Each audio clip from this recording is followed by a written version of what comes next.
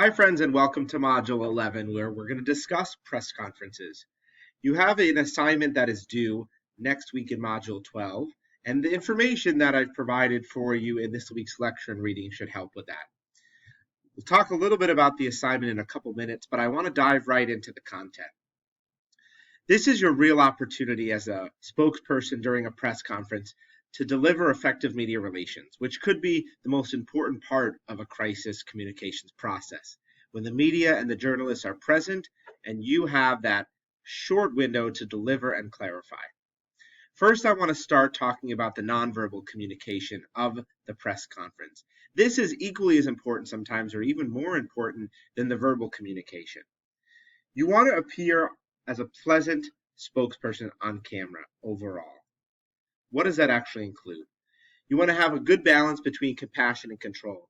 The control asserts that you understand what you're doing and that you're delivering pertinent information that they need in a succinct manner. The compassion builds that and strengthens that relationship, that two-way relationship that you wanted and begun to develop prior to the press conference. Oftentimes in a crisis situation, there's a lot of emotions at play, and there's an apology or clarity needed at the press conference, so that level of compassion that you can display can often ease in the delivery and effectiveness in terms of that apology or clarity. Some things to think about is maintaining eye contact with the folks in the press conference. If people are looking to the side or up or down, it can become very confusing. I would say 50% or more of the time that you are speaking, you need to directly be looking at folks. Even if it feels uncomfortable or odd, it should. And it's very effective when you do this. I have been in press conferences that I've run or moderated in which people are looking all over the place, especially coaches that I've worked with, athletic coaches who are not trained, and it becomes very problematic. Before we even get to the further into the nonverbal communication, I want you to know that spokespeople, as the reading suggests, are real parts of the crisis communication management team. They need to be at the table understanding the research and the details of the crisis. And these spokespeople should go through in-depth media training where they get a lot of questions pestered at them and they are trained in how to respond, both in terms of verbal and nonverbal communication. So this is kind of a little synopsis of what is a larger part of training and much more in-depth training that spokespeople should go through. In addition to the eye contact, using hand gestures, you see me do this a lot in lectures and in class, and they can be very effective when you're trying to prove a specific point, highlight something, or become more animated and emotive about a situation at hand. And this can be very key in crisis situations where you want to break out different parts of what you're saying and really hone in on specific things. Your voice fluctuation is key here. You want to heighten your voice during an important part of what you're saying, and sometimes you want to actually decrescendo your voice when it's emotion or you want to issue an apology or something of that sort. So the tonality and the fluctuation of your voice is key. Facial expressions are also important, right? You can use emotion when you're talking about something that is pleasant or joyful. You can also put on a more somber and monotone approach if you're talking about something that's more serious or harmful. Avoid using the words, this is verbal, but avoid using ums, ers, ahs. I would rather you pause than use those sorts of things, which come off as you are uncertain about what you're saying and you're unsure of what you're actually delivering.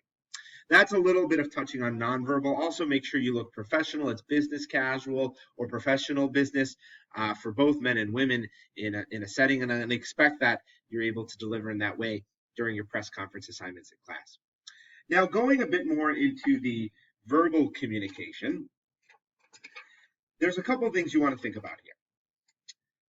You want to, number one, be prepared when you're arriving at a press conference. You're going to have about 2 to 3 minutes to delivering an open statement where you're usually either clarifying or apologizing or rectifying a situation, the crisis at hand. Okay? You want to be clear and transparent. Deliver information that they may have or they may not have, or they may have in a skewed manner. That is your primary objective. Be concise and be clear. Don't go on and on and on. You never obviously want to lose temper at a journalist. You never want to get angry at a question. You never want to show that outward emotion.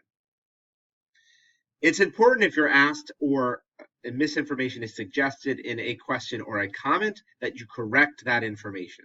Very important here. You should not let misinformation go by. You're not ever using the terms no comment or I'm unsure.